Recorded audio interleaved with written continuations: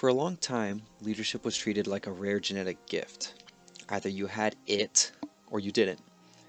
Think about how often you hear things like, they're just a natural leader, or how certain employees get promoted early, even when others may be just as skilled.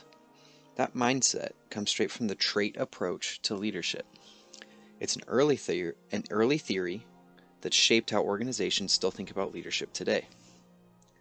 Now, the origins of trait leadership take us back to the early 20th century. Leadership research focused on the great man theory, the belief that leaders are born with special qualities. You can still see this today in hiring practices.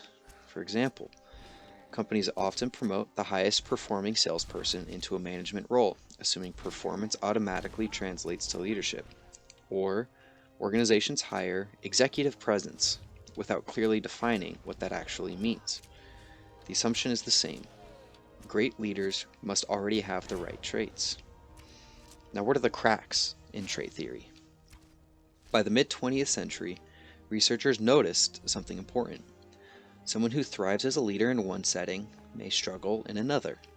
In the workplace, this shows up constantly.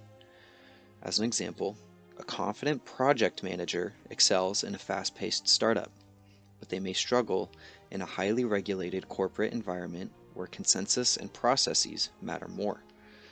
Leadership isn't just about who you are, it's about where you are and who you are leading. This is where leadership became understood as a relationship, not a fixed quality. Now, why did trait research never fully disappear? Despite its limitations, trait theory never went away. Why is this? Because traits clearly influence how leaders are perceived in the workplace.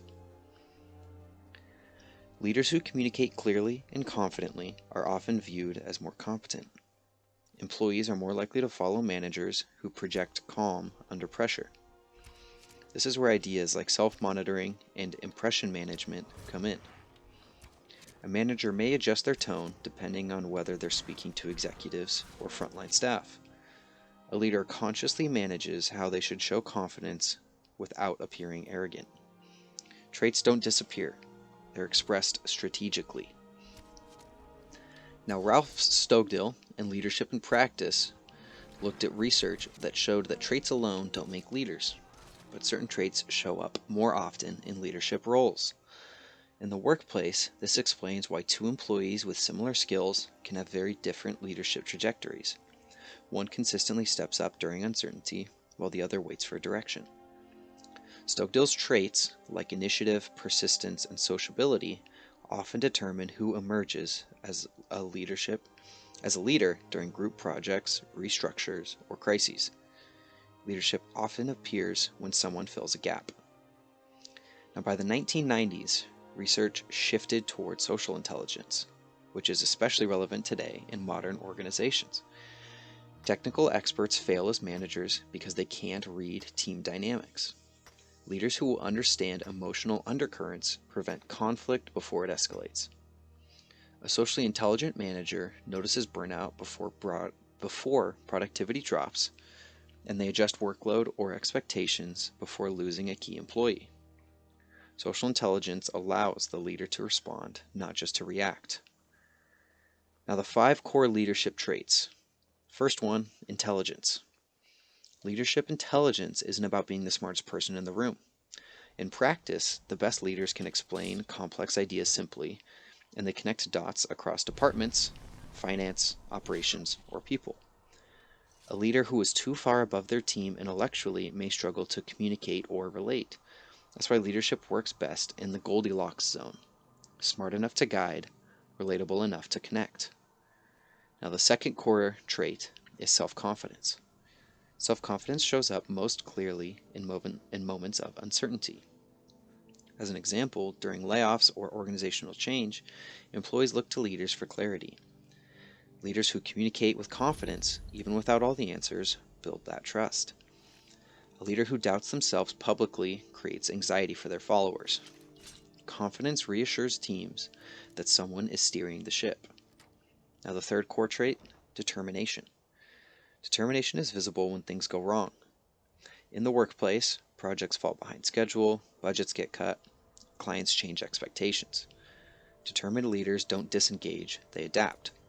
They push through resistance, they maintain momentum, and they recover quickly from setbacks. This is where grit separates the managers from leaders. Now, the fourth core trait is integrity. Integrity becomes visible under pressure. For example, a leader owns a mistake instead of blaming their team.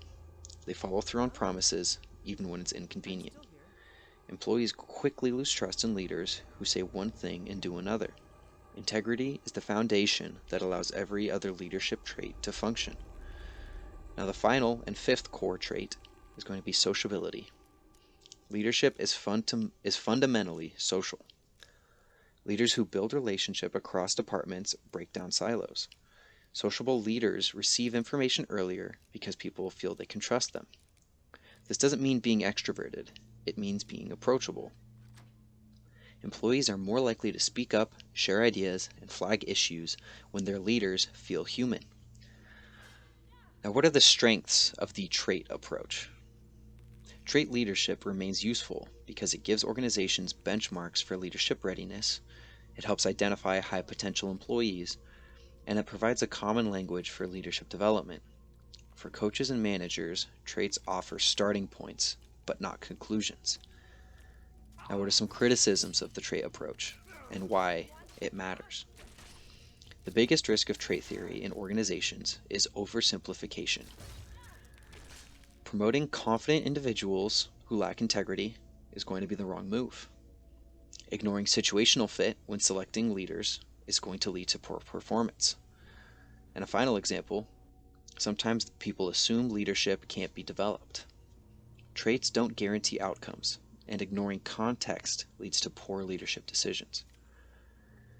Now, trait leadership works best when used as a development tool. Managers or leaders can assess their leadership strengths, identify traits they need to strengthen, and adjust how they show up in different situations.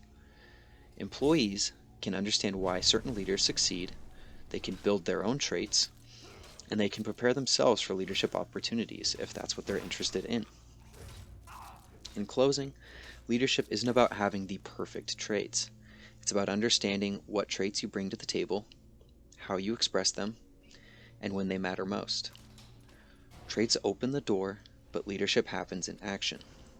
If you enjoyed the breakdown, please like, subscribe, and comment, and as always, I hope you can be well.